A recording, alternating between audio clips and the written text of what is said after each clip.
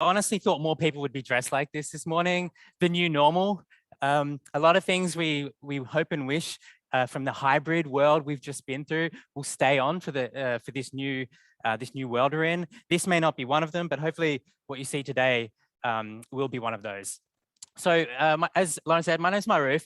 I'm going to talk to you a bit about what Labster does. Labster is a Danish company, and we build virtual science simulations for teaching university students and high school students.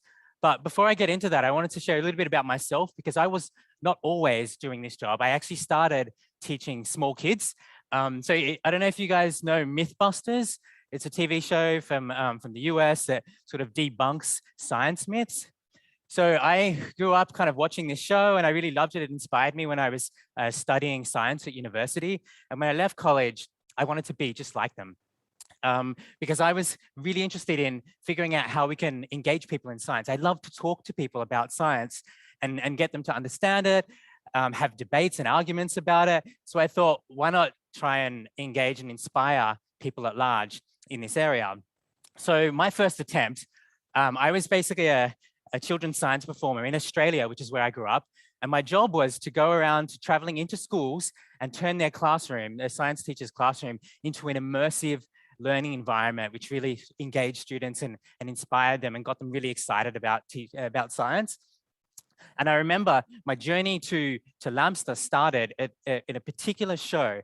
I was teaching at a school in Australia it was in a town called Rainbow. It was very adorable little school. It was a primary school from ages grade 1 or kindergarten all the way up to grade 12. So it covered a lot of different students. And I was doing a performance where I was showing the power of slime, which is it's a type of fluid where it's a little bit like quicksand.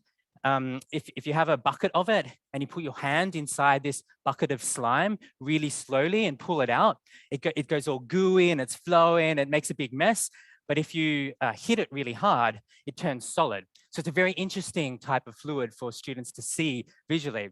So I went into this school and I had this whole performance, and part of it was where I'd get someone up from the crowd. I'm not going to do this today because it would be a disaster, but I would get one of the students up, usually sort of one of the older students who was a little bit bored of science, and I'd bring them up on stage and I'd have a bucket of slime.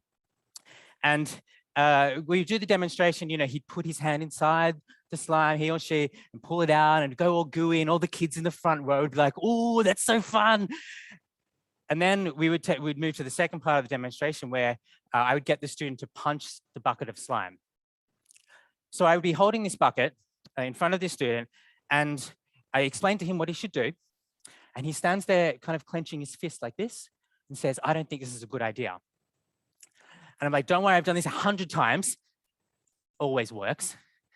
And he's just standing there thinking, "I don't think this is a good idea, sir." I turn to the teacher, and she's all smiles and gives me a thumbs up, double thumbs up. She's loving it because kids are really engaged. And the front row of the students, they're like, "Ooh," and they start moving backwards. And so this should have sent warning bells in my mind. Anyway, I continued with the demonstration. I was a professional. So the student standing there, punching, like ready to punch the bucket of slime that I'm holding, just like this, and I brace myself. He punches it. The bucket smashes. I'm thrown back. Turns out he was very strong, quite a strong student. And I'm not exactly a big fellow. I've fallen back. The bucket of slime's gone everywhere. I've destroyed the classroom. The slime's on the bookshelf. It's on the front row of the students. It's all around the class. It took 3 hours to clean up afterwards. But then the teacher came up to me at the end of that little demonstration and said, "That was really great, but I knew that was going to happen." In my mind, I'm thinking, "Well, why didn't you didn't warn me? You gave me double thumbs up." She said, "But I've never seen my students so engaged in science before, and I haven't been able to do this myself, and I just didn't want to stop it." And my heart broke a little bit, but then I realized that over time of doing this, consistent engagement is very hard to do. You can go in and do these one-off experiments where you transform a learning experience for teachers in this way, but it's not something that lasts all the way through the curriculum. It's not something teachers are able to do all the time. Doing this over and over with a large group of students are shy. There might be something going on at home that distracts them. There's all these reasons that individual students have to disengage from the material. So that sort of sent me on a journey, like how do we create some tools or techniques for teachers that will give them lasting engagement across the curriculum? And that's what led me to Labster. Labster is a team of probably 400 people now. When I joined 7 years ago, we were 3 people, so it's definitely transformed in the time that I've been there. Where I would say 80% of us are scientists, or maybe half of them are scientists and the rest are educators. So we're made up of people who really love the discipline and really love the act of teaching. Lots of PhDs. We have an office in Denmark where we were founded, as it was actually started as a PhD project. And we have an office in Switzerland, which is where I'm based. Indonesia, see if you can guess the Indonesia one versus the Danish office. And we have a team now all around the world in Boston, Indonesia, Valencia in Spain as well. And we're all dedicated to this concept of making science more engaging. And because we're super nerds, we love the idea of simulations. And I grew up with the Matrix. I don't know if you remember this, the Matrix 4 is coming out, brief plug there. But we love the idea of transforming the learning experience into a simulation where students can experience any form of science and things that they can't necessarily get access to in the real world. So we created what we term the biggest lab in the world with this concept, which runs millions of students through it every year. I'm going to share a quick video which sort of talks a little bit about what that is and shows you some of the work we've been doing. So it's effectively a virtual science environment. We've modeled a science lab, modeled a lot of equipment. We can use animals in here, so it's ethical. There are questions built in along the way to assess students as well. They're able to change parameters and get different results. There's data built into behind the simulations as well to make it as realistic as possible. They can make mistakes along the way. Again, we test them and run assessments so teachers can really see how students are progressing. We take them to strange environments where they can really explore and discover new ways of doing science. We give them context as well. So we build in storylines that they need to follow along and apply the science to. Obviously, things that are invisible are much easier to show digitally. So we create these animations and dive into the molecular world as well. And we try and combine all this together into a more or less a 40-minute experience, which can be slotted in directly into the curriculum. And I'll show you a little bit later how it's sort of used by teachers, but it's incredibly extensive. It covers biology, physics, chemistry at the advanced levels, all the way up to 4th year college and down to right now high school. We haven't gone lower ages just yet. It's quite fun to make the content as well because you can basically do anything in these environments. This is one, some of the types of scenarios we build. You know, we can take students to Mars where they can take a little sample of the Martian soil, go back into the lab and actually test it and look at the chemical composition of the soil. You know, we give them context in like medical context. A lot of students, you know, may have grandparents or similar that have Parkinson's disease. So we have simulations of that where they actually do investigative research into Parkinson's. We take them to other planets sometimes. So it's not just simulating the real world, but we actually like to inspire this idea of discovery and learning about new life forms. So we created an entire planet where they can go and discover the life that's there and use the same discovery techniques that ecologists use even here on Earth to map environments. So it's quite extensive. One of the things I think is most useful for schools around the world, because we don't just teach in the US or in Europe, it's you know, Uganda or Indonesia, where they may not have access to the same amount of equipment and consumables that are needed for science. So we can students can run through the experiments over and over again. And a lot of times they don't have that capability in a real lab. So there's consumables. There's also experiments that may just be too expensive, like things that use equipment that they may not have access to. My favorite part is that you can make mistakes. And this is what science is all about. Learning by failure is very difficult to do in a real lab because it's dangerous. So we can run scenarios for them where they've got the freedom to make a mistake, maybe blow something up, and then go back and retry it to really understand the consequences and how the focus they need to be when they're performing the experiments in real life. And that's quite exciting for kids. I mean, we have this one lab safety simulation where They learn about the various safety protocols that they need to know in a lab.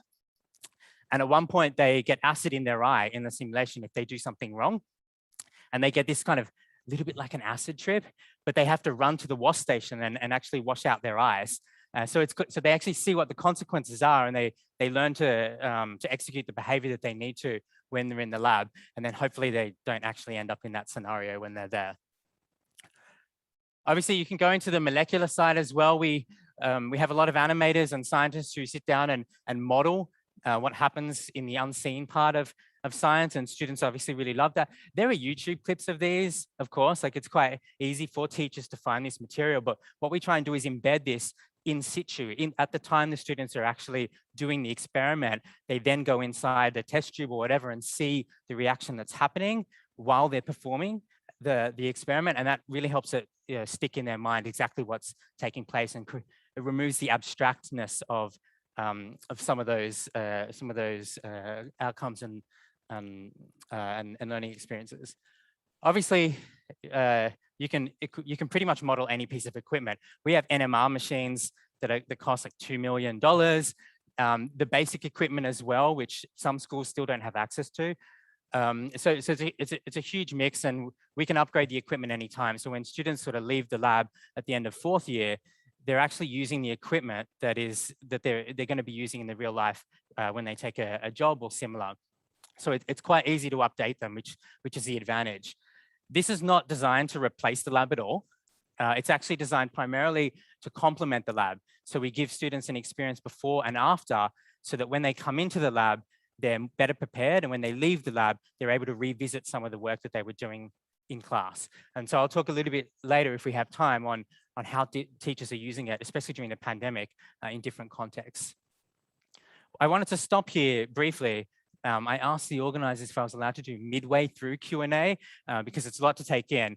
I just wanted to see if there are any questions, like maybe 2 questions, if we have time, before we'll have Q&A at the end as well, just on what I've talked about so far in terms of the concepts. Oh, yes.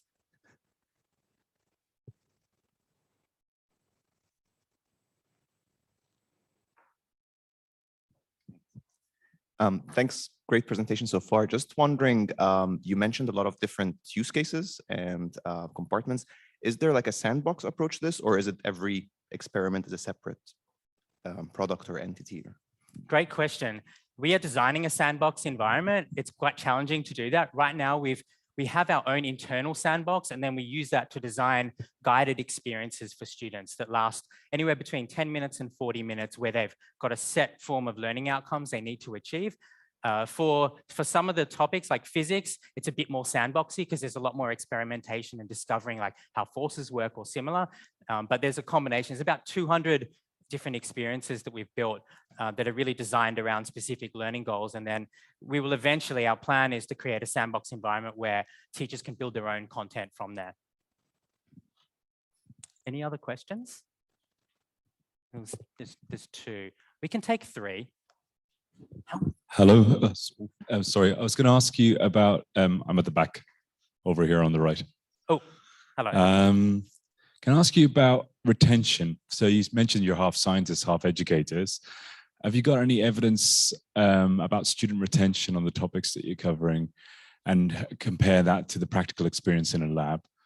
Because my experience has been that the students are desperate to literally get their hands dirty. So when they don't get their hands dirty, how does that match engagement and retention?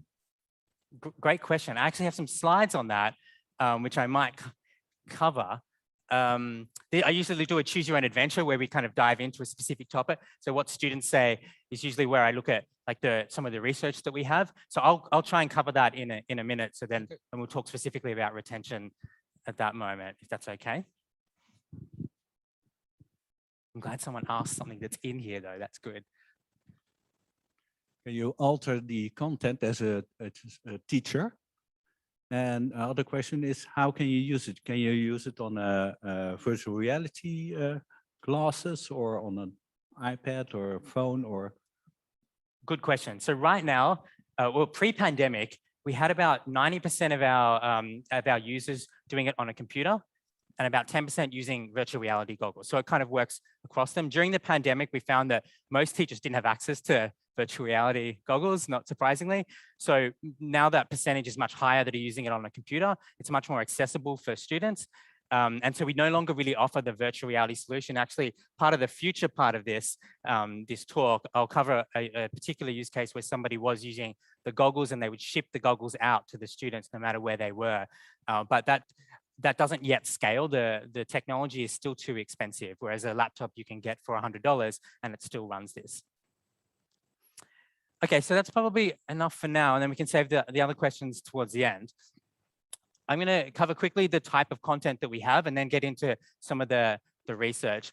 So there's three main types of content. We have the simulations, which at the top, which I showed before, there's full length ones, which can fit directly into a class that are 40 minutes. And then we have some short, more targeted experiences, 10, 20 minutes, which allows a teacher to build a lesson around it.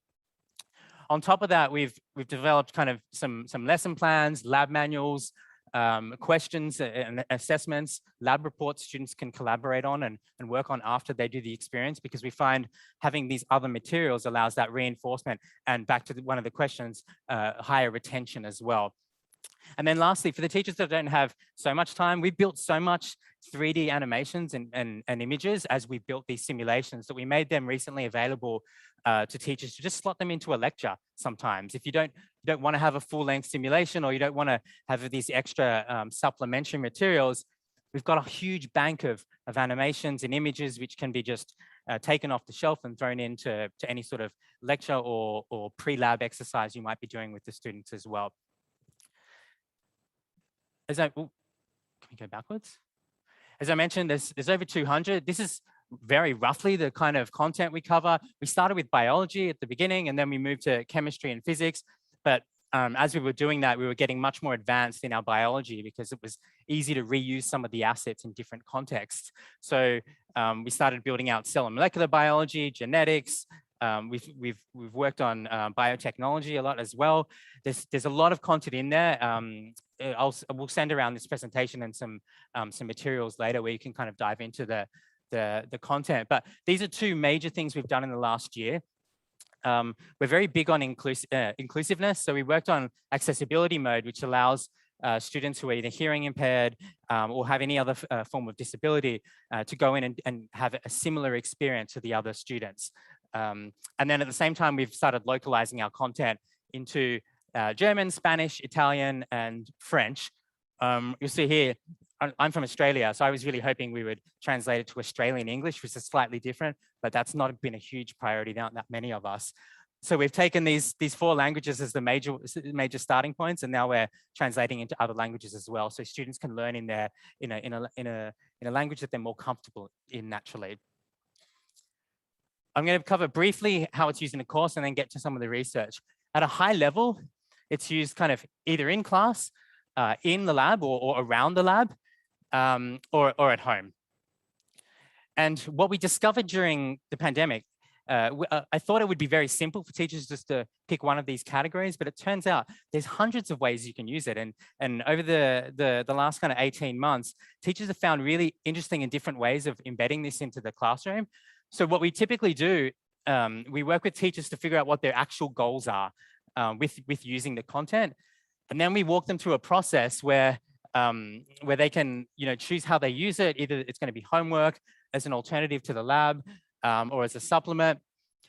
We kind of break down whether they're going to do it asynchronously, so students doing it just themselves at home and then coming into class, or doing it in class synchronously.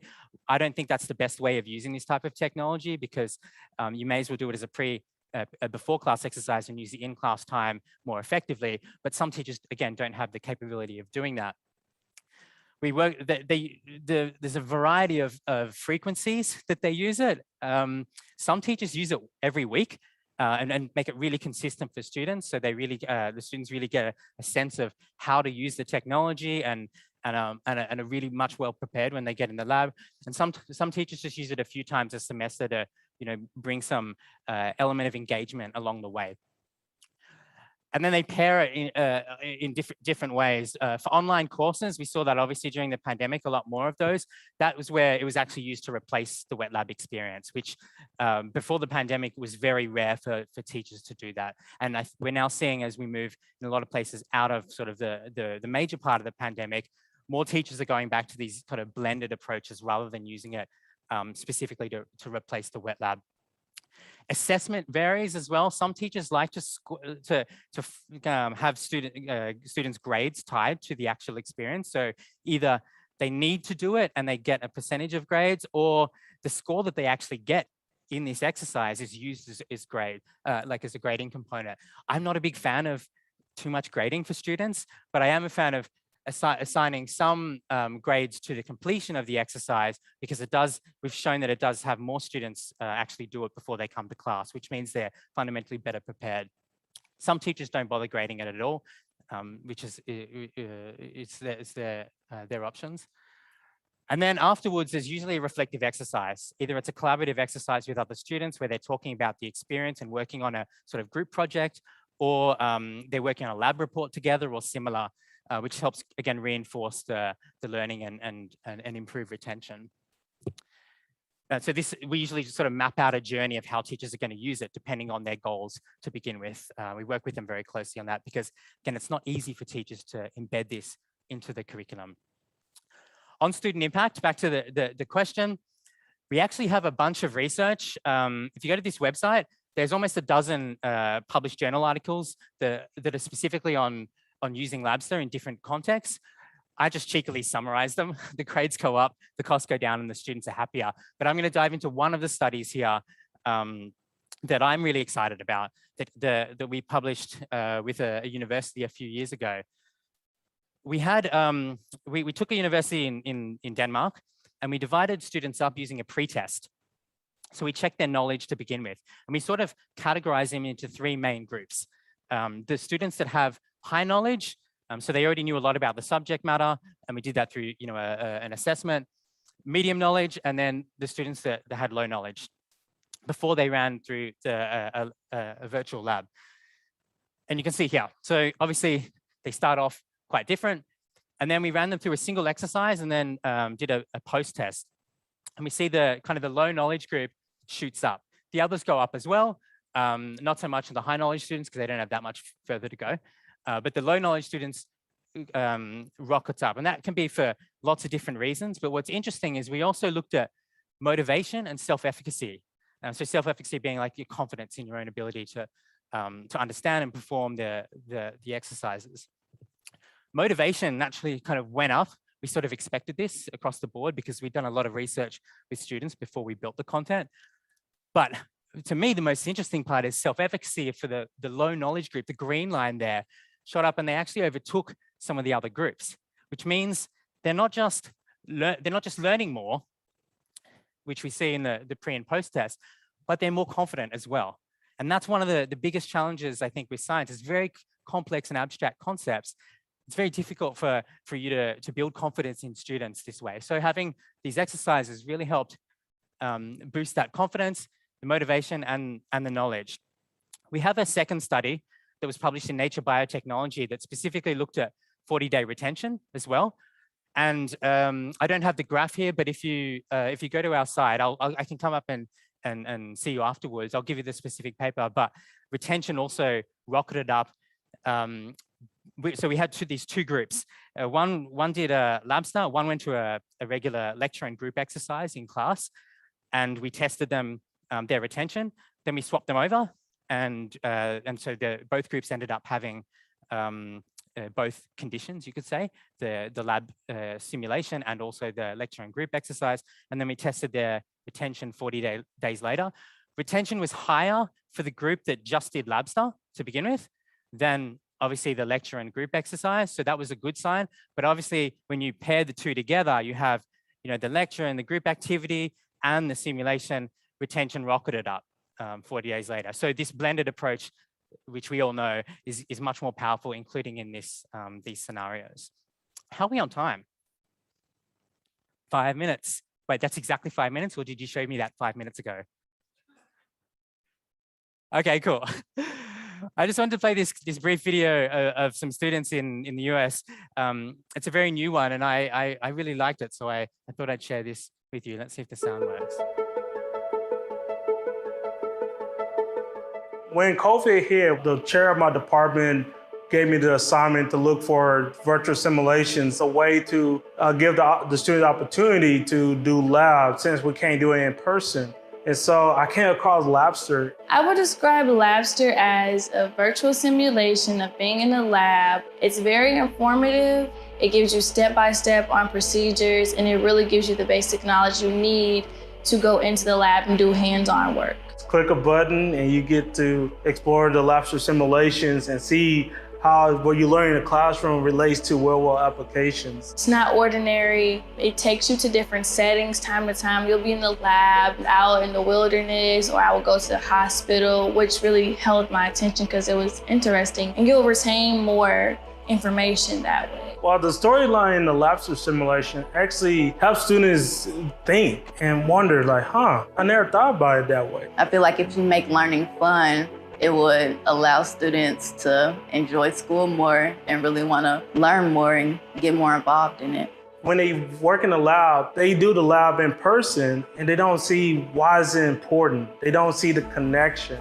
And how does your topic that you learn in a lecture apply to your life and also in your future career? Even though you're not hands-on, it still gives you that basic knowledge that you need to go into the lab. After we started using Labster, we were able to see in our final course grade that it improved by 12.24% from a C- to a B. It's always there, like you can always go back and redo the lab, even if you feel like you messed up or just want to do extra work with it. In person, you can't repeat that because you only have a window of time to do it. In the physical lab, if you mess up really bad, like there's really no coming back from it. But I love how I could mess up, learn from my mistake on Labster, and keep going. My favorite part is when he says, oh, that's why that happens. It's the wonder, you know, and that's what I used to love about science when I was learning it. And that's what we're trying to do with our content as well. Thanks very much. That's all from me. But now we go to Q&A, I suppose. Take the last few questions.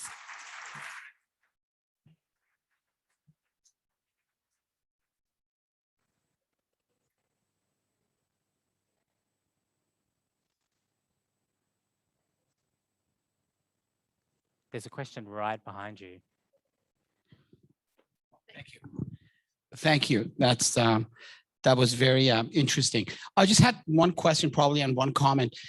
Are you saying that these simulations are actually best to be used as an adjunct rather than replacing it altogether? Because even in the video, one of the students actually said that it can actually set the ground to go back to the lab and do that. So it gives you a basic knowledge. Is that what you're thriving at? Exactly. And there's two reasons. To me, the simulation is only really powerful by itself if you don't have access to the lab. As someone said before, they love to get their hands dirty. And to me, that is it really is the most powerful way of learning, the tactile element. So we definitely advocate sort of a blended approach. Obviously, that's not available to everyone. And so it gives a lot of power to a teacher who doesn't have the lab themselves or doesn't have access to it very often, where it can replace that in some circumstances or in online courses. Yeah, sure. Is this? Oh, great question. I'm not allowed to actually answer that. We have some of my team who's better placed to help with that. But I mean, it's cheaper than a textbook, absolutely, and it includes a textbook with the material. There's theory built in and those types of things. So that's the short answer. Thank you so much. At this point, I'm just going to address some questions in the chat before we go back into the room. So essentially, we've been asked about equipment. So you mentioned laptops around $100 each. You mentioned, is there anything else? And also a question around internet connection. So equipment and internet connection, especially for those maybe more remote students. Yeah, those are basically the two things you need. The $100 laptop, it doesn't always work because the laptop itself may not always work, but we have designed it to be really low bandwidth for internet. So it scales depending on your internet connection. And we are testing it on lower end devices. Currently, it's hard to promise that it's going to work on people's laptops when they're really low end in some remote places, but we usually run some tests with the faculty and the students just to double check beforehand. But we're working on making it more accessible to those low end devices. Great, thank you.